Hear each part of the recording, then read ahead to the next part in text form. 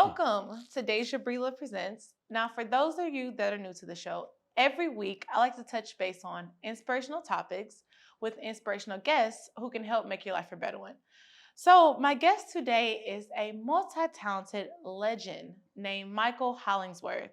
He's an actor, stand up comedian, writer, caterer, and now author. So, let's meet him today and hear all about his journey in the industry. Mr. Hollingsworth, good to see you. Looking Miss great. Love, nice to see you. Looking great. I like you look good.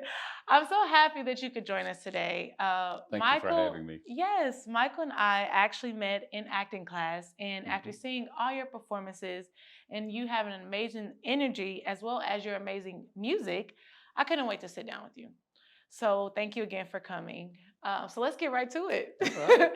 Okay, Michael. So let's first go back to where this dream started. I know you are originally from Dallas, Texas. Mhm. So, what age did you realize that you wanted to be in the entertainment industry? And tell us how long you've been in business. Well, I was living in New Orleans, and I was living with an entertainer, and I got an opportunity to record in Memphis, Hmm. and so I did a couple of demos there, and it lit the pilot light, and I went back to Dallas, and I didn't think about what I was going to do with it yet, but I met a band at the restaurant I was working in, Mm. and because in those days everybody had a band, all the restaurants had a band. Yeah, in the Really? lounge, yes. Wow. And this band was spectacular, and they were called the End Result, and then Fantasy Records signed them, and they became Paradise Express and had a couple of disco hits. But Mm. anyway, we they had a contest every night, and they would ask somebody in the audience to give them some lyrics or some words, and they'd write a song right there on Really? the spot. So I did it one night, and we wrote a song. It turned out to be really good. So I got some studio time for Christmas. We went Wow. in, did 4 demos, and we'd written these songs together. And they said they were coming to California, and I thought,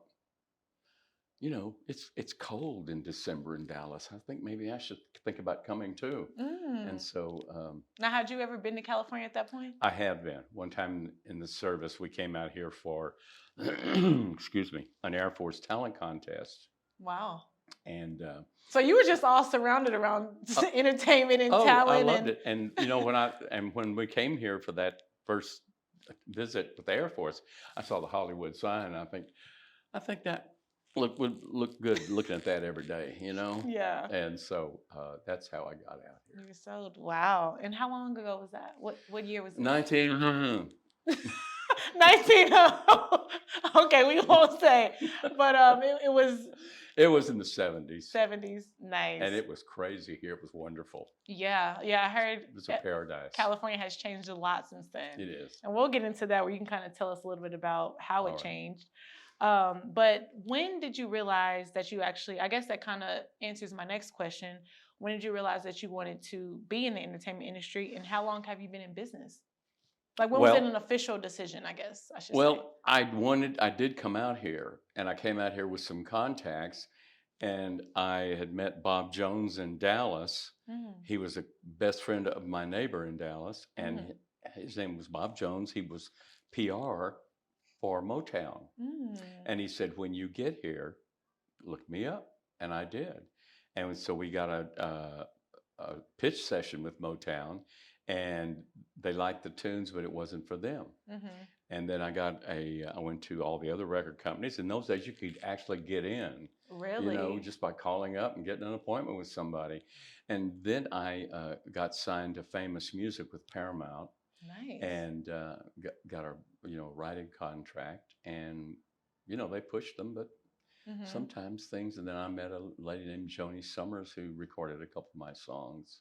Mm. But in the meantime, to support myself, because I never liked that thing, starving artist. Yeah. I like food too much, so good food. Right. So I always worked in really good restaurants.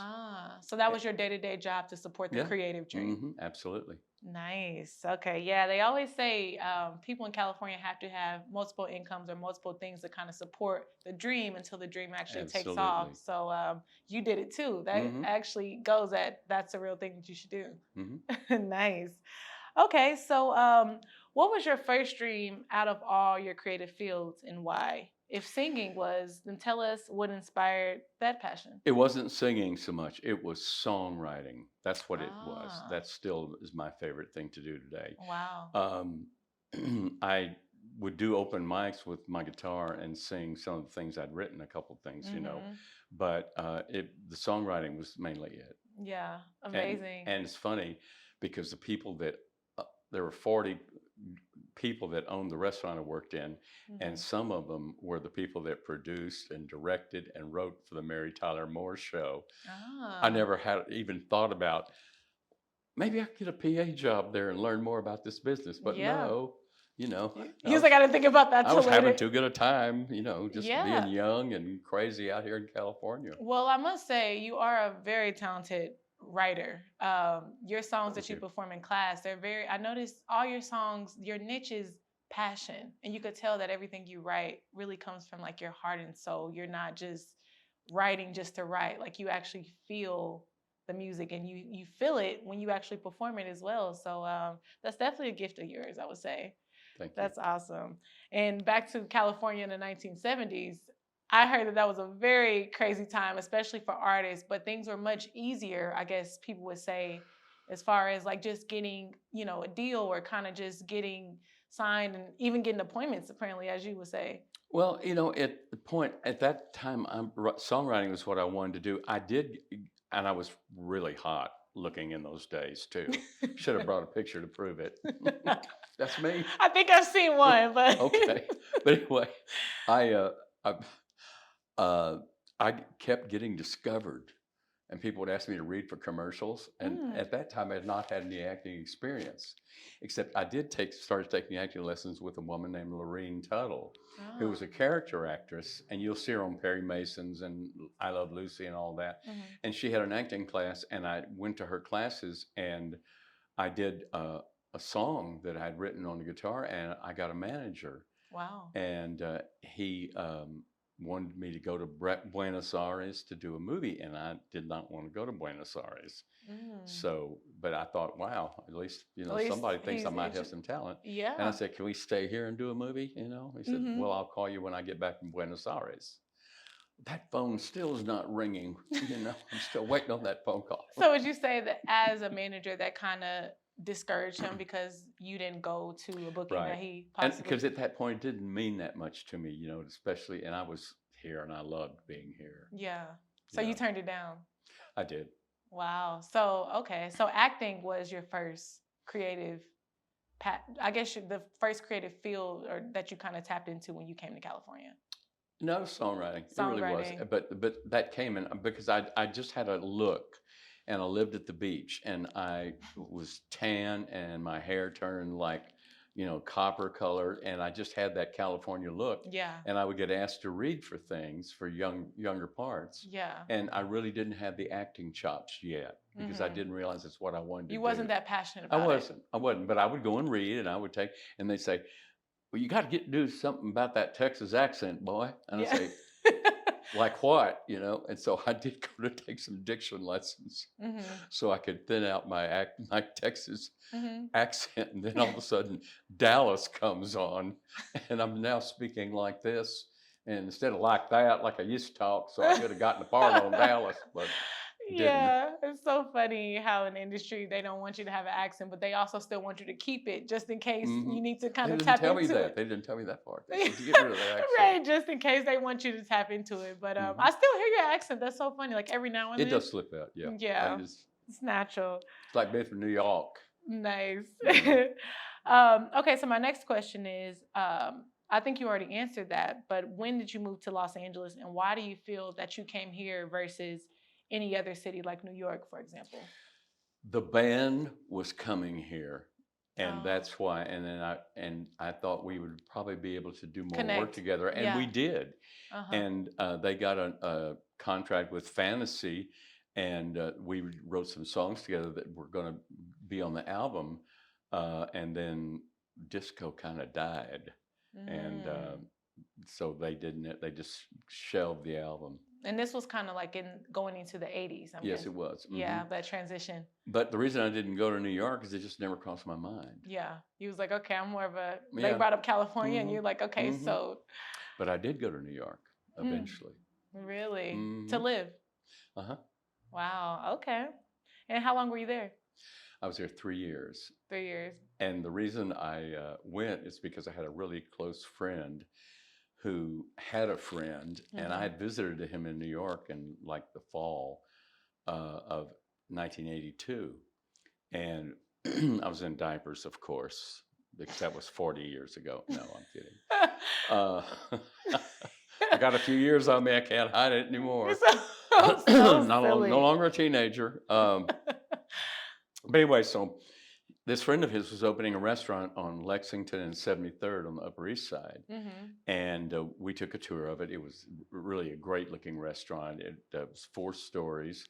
I mean, 2 stories were the restaurant with huge windows like this, where you could look out on 73rd and Lexington. And I thought, God, it's a beautiful place. And they had a little boutique hotel with 4 suites. Oh, wow. And so then I came back here after my vacation, and I got an opportunity. They called me after about 6 months because they knew I managed restaurants and been a maitre d' and all that, and asked me if I'd like to come to New York and run that restaurant. Wow. I said, okay. Yeah.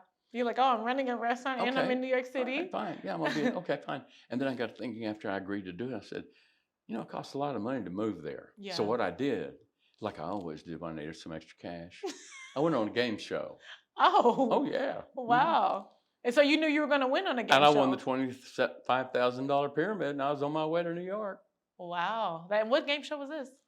$25,000 pyramid. Wow. Yeah. Okay. So you won.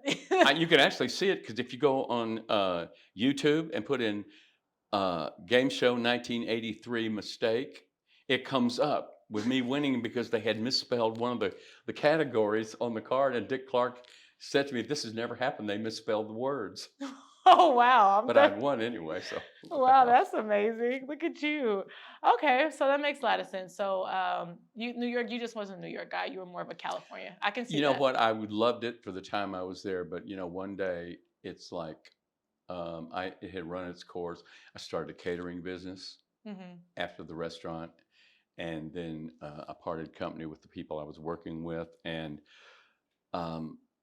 I was talking to one of my closest friends, and she said, "Why don't you just come back to LA?"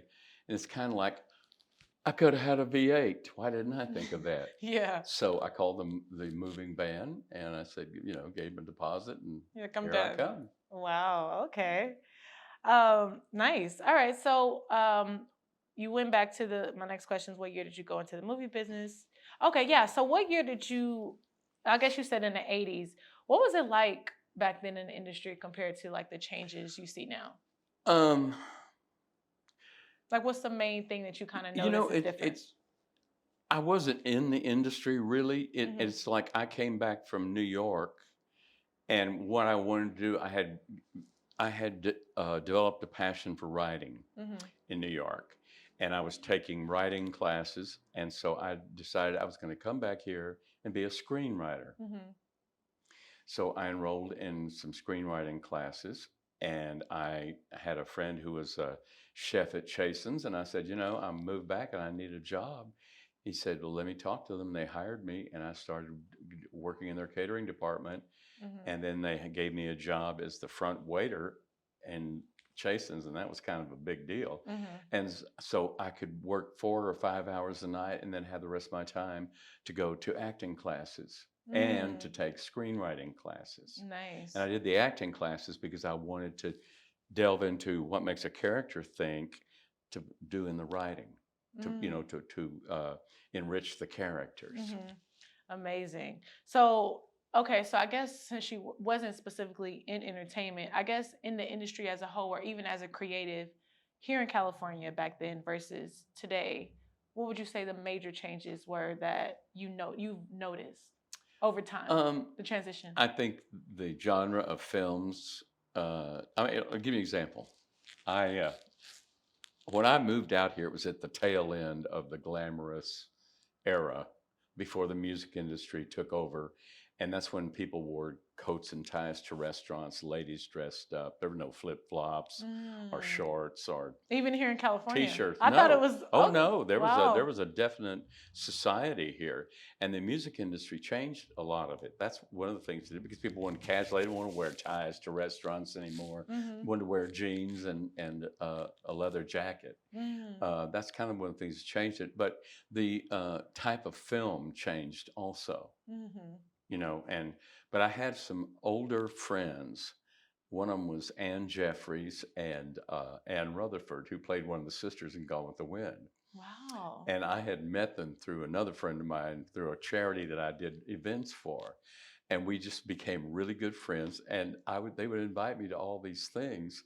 And if I was not working, I would go. And it Mm-hmm. was just amazing to meet what was left of film. Old Hollywood. Yeah, old Hollywood, Yeah. exactly.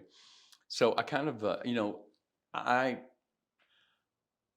I'm one of those people that, I enjoy living today the way but I really miss the way it was. Mm-hmm. I don't know how to explain that. It's just that it was a certain way. And when I went to work when I first moved here from Dallas, I had a job at a restaurant called the Hungry Tiger. Mm-hmm. And it was a chain of restaurants that served lobster. And, but it was upscale. And then they had, really, abalone steak, which was my favorite. And I got a job at one in Marina Del Rey. Mm-hmm. And, it's like first movie star I waited on was Ray Milland. I don't know if you even know who that is. No, I'm Well, not. I don't. he had a famous movie called that Billy Wilder directed called The Lost Weekend. Mm-hmm. And he was also played Oliver's father in Love Story. Wow. But anyway, that was the first movie star I met. And then Mark Spitz came there a lot, and he was the guy that just won the swimming championship in the Olympics. Mm. So, but I just loved the lifestyle, and Yeah. I loved living at the beach. And then I got an opportunity to work at this restaurant in Beverly Hills, and it was just totally different. Like the energy and And everything. I was in a tuxedo, and I met everybody. I couldn't believe the people that would come in there. Mary Tyler Moore was one of the owners, Wow. and so all those people would come in, and Jack Lemmon would play the piano. Sometimes at night, he'd just stop by for a drink, and we'd drive him home at 4 a.m. because he decided to stay and play piano late at night. And it just was, there were movie producers, and I guess in a way it really hasn't changed that much. It's still about getting something green lit, Mm. getting that thing up on the screen. That's what Yeah. it's about. Yeah. Or getting that record that's what the business is about. Right. And of course, now that's what's changed about it is that now there's the Digital, social media, it maybe. is all social media. Yeah. And, somebody who can get 1 million followers can become an overnight sensation. Versus actual real talent. Well, yeah, but their talent is that they got all those people who think they have something to offer they want to see, and they become an influencer, and all of a sudden a product manufacturer sees that person and hears about it and says, look, I'm going to pay you so much money to influence my product for your 1 million followers. Mm-hmm. And so next thing you know, that you've got maybe 100,000 buying that product. Yeah. And so that's how it's different today. The internet changed everything. Well, we know that. Mm-hmm. It changed music. I mean, now you can go to Spotify and I can find old records on YouTube. I mean, it's Social media has definitely taken over. Nice. Okay, so enough about the music industry and that part of Mr. Hollingsworth. Let's go into your comedy because you were very humorous, sarcastic. I will describe your comedy as dry, sarcastic humor. Now it's so funny, but it's very direct. You'll say something, you'll just have a straight face, and you won't even laugh afterwards. But it's so funny and very direct. So, tell us, when did the comedy start, and where did you get your inspiration as far as that goes? Okay, I've always told jokes and with customers. And when I worked in the restaurant, because they would always tell me jokes, and I would tell them jokes. And so I just had developed a knack for telling a joke. Mm-hmm. And I can do it very seriously, and and reel you in with the joke, and then I can get you with the punchline, and then you You'll laugh. be like, wait, what did he just say? Well, okay. So the way I got started with the comedy, I started taking acting lessons again about 4 years ago with Gary Imhoff, who's brilliant, by the way, Mhm. brilliant teacher. And they had what they call a fantasy night, Mm. and which they said, just get up and do something you've always wanted to do. Yeah. So I decided I would get up and do 10 minutes of comedy, and I did. Mm. I liked it so much Wow. because I had never done it like that, Mm-hmm. that I went to a friend of mine, Aunt, who's a comic, and I Mm-hmm. said, I want to do this. How do I do it? And he said, well, make me laugh. First of all, I did. And he got me 5 minutes in a show. Wow. And then they had me back the next week. And then they had me back and doing all these different shows. And I was on a roll. I worked at the Comedy Store, worked the Improv. I've done, and the Comedy Chateau. And what happened is that the pandemic kind of broke everything. It did. And so I started doing some other projects, and so I'm now getting back into comedy and starting to write jokes again, and stealing jokes. So you do a mixture of, you get your inspo from other places, but also you put your own mix and Mr. Hollingsworth jokes in there. Yes, I do. Nice. You can call me Michael, by the way. Oh, I'm Michael. I'm Miss so Breedlove, sorry. you can call me Michael. By the way, I love your hair. It's beautiful. Oh, thank you. You were in a fashion show yesterday? I was in a fashion show yesterday. I know. I'm like, for those who see me every week, this is a little bit different than what I'm used to. But yeah, it was for the fashion show. I feel like I am in great company. Oh, thank you. Well, you don't look too bad yourself. Oh my gosh, imagine from head to toe. Even the socks. I'm like, I don't know if you guys can zoom in on I'm colorblind, by the way. I don't know. What color am I wearing today? You know what, Michael? I can't. Okay, so as we kind of wrap this up, let's go into the catering business. Okay, you are also a caterer, and you have catered for many different celebrities as well as different movie productions. What would you say your favorite dish has been that you made, as well as who is your favorite client that you have had so far? Well, the favorite thing I make, and I don't get to do it too often, is a lobster heart, where I take a lobster tail and I wrap it in a mushroom duxelle, and then I wrap that in grape leaves, and then I do it in puff pastry, and I bake it. And then I cut it, and it opens up and looks like a heart. Ooh, that sounds amazing. amazing. And then I do a tarragon beurre blanc on top of it. I love to do that. That's one of my favorite things to do. People eat more simple than they used to. I mean, the days of a lot of fried food, which I love, being from the South, and give me anything fried. Oh, yeah. And Texas is coming out. Yeah, or some barbecued ribs, and I'm in heaven. But I listen to my clients and say, how do you see the party? And I let them tell me how they feel and what they want to, and what they want to accomplish with it. And then from there, we do a kind of a menu together. I like to include them, there's all kinds of salads, and I am working on a cookbook, by the way. Oh, nice. It's my next one. It's called Catering with Dish. That's something I definitely want to get, because again, your dishes I've heard are very tasty. So tell us who your favorite client has been. Well, he passed away, unfortunately. The one I worked for the longest was Don Rickles and his wife and family. He was just, I mean, he's not who you see on stage. Yeah. He was a very kind, wonderful religious man, and we did a lot of their holiday events, and he just I miss him so much, and his beautiful wife and his lovely daughter Mindy. Nice. And and the grandsons. First thing I did for him was the bris of one of the grandsons. Oh, wow. And I worked together with him for almost 19 years. Wow. Okay. All right. So enough about your catering. Like I said, let me know about the cookbook. Keep me posted on that. But let's also get into, before you leave us today, you are now an author. Congratulations. Thank you. This is Michael's book about being loved, a passion worth fighting for. Tell us what this book is actually about. I hope this is my copy, by the way. It is. Thank you. It's an LGBT love story between two gentlemen that take place in Manhattan in the 1980s. Nice. Okay. And I know, and it's not me, but it was a catharsis. Somebody broke my heart, and this is how I healed, was writing this book. Wow. And so I put it away, and then during the pandemic, I decided to finish it.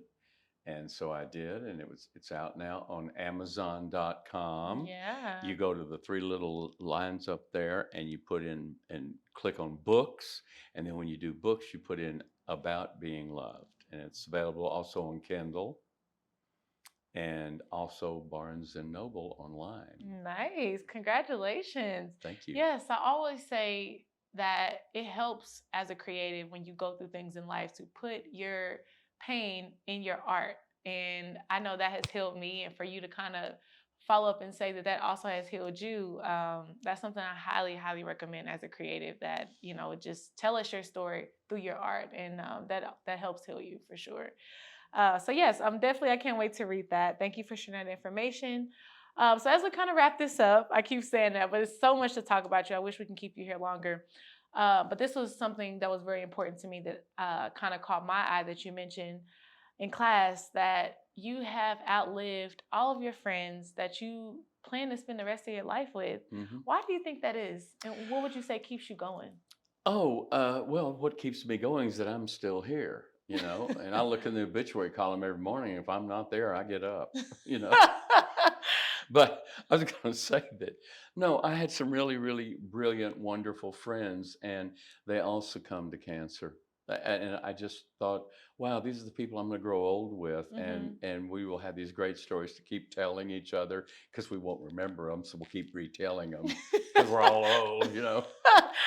But I have wonderful friends now too. But there were a few in there that I just thought, wow, I'm just looking forward to the dinners and the reminiscing. So why would you say you outlived all of your friends? Well, I'm healthy. I take care of myself. And it's a crapshoot anyway, and I just. Would you say your perspective, the way that you... Well, I try to think negative stuff a very small part of my life. Like I get aches and pains like everybody else. Like I went to my doctor and my niece bothered me. She says, "You got a baker's knot back there." I said, "What the hell is that? Is that some kind of bread?" He said, "No." And he explained it. I said, "Enough already." I said, "As long as I can still walk, I can walk out of here, I'm fine." But I'm just saying that's what happens. Nice. Okay. Well, yeah, definitely I would say your perspective is what kind of keeps you going. And I would say that your mind is very powerful. The mind is what runs the body. So if your inner is right, I feel like your outer, that will kind of show too. And my opinion is you have a very positive mindset, like you said. And that's why you're still here today. Well, look at the people I hang out with. Oh, you're so funny. Yes, definitely. Look at the best smile in the city. Oh, you're so sweet. Okay, so real quick before you leave us, let's kind of get personal. Were you ever married? If so, to a woman? And what was it like when you realized that you were not heterosexual? Okay. Well, I was married, and I loved her very much. She was very nice, but I didn't want to be married. That's the whole thing. And the other part came much later. So, because I met somebody else, and that's when I said, "Oh, wait.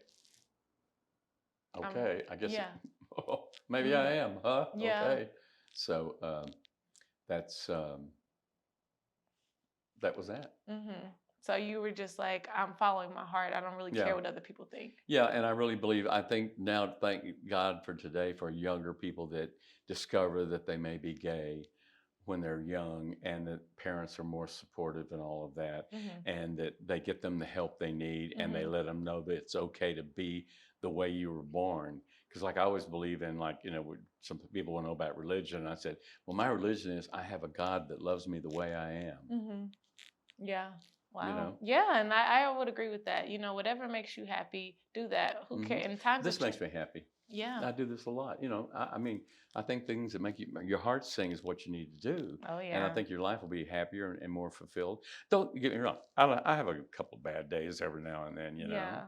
And I just pull the hat down and go, just keep okay. Going. That's amazing, Michael. Until it passes. Nice. Well, yeah, cheers to owning who you are and doing what makes you happy. So before you leave us, tell us what can we expect next from Mr. Michael Hollingsworth. Well, Your as I cookbook's said, I'm coming? working on another book. Yeah. I am also working on a couple of screenplays. One it's a mini series I'm writing, and that's next. And it's a slow process. Sometimes you sit down and you can do 20 pages, and sometimes you're looking for a plot point and you say, "Where is it? Come on." Yeah. And by the way, I just believe that also in this business that if you have a dream, just do it. Just go for it.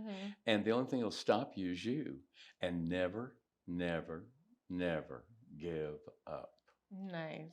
Well, that actually wraps up my last question, because I was going to ask you if you could leave any piece of advice based upon your journey. What would you say? And never give up. Sounds like that's it. That's it. Just if you want to do it, just do it. Just Nice. do it and never give up. Never give up. Thank you, Michael, for joining us today.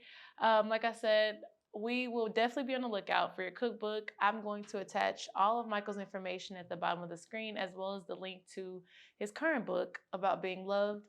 Tell everybody where's the best place to reach you and keep up with Mr. Hollingsworth. Facebook is good. Okay. And then General Michael Hollingsworth Instagram. Nice. Awesome. Well, thanks again for joining us, Michael. Well, thank you for having me. I've really enjoyed this. Yes, same. Sharing all your wisdom and your journey with us, and keep us and also future creatives inspired. So that wraps us up for Deja Brila Presents.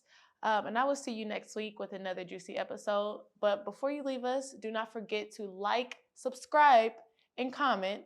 And let me know what you thought of this episode as well as the other episodes, because we have a ton of exciting guests that's on the way that I'm going to sit down with, and they'll inspire you as well with their journey. So I will see you next week, and that wraps us up.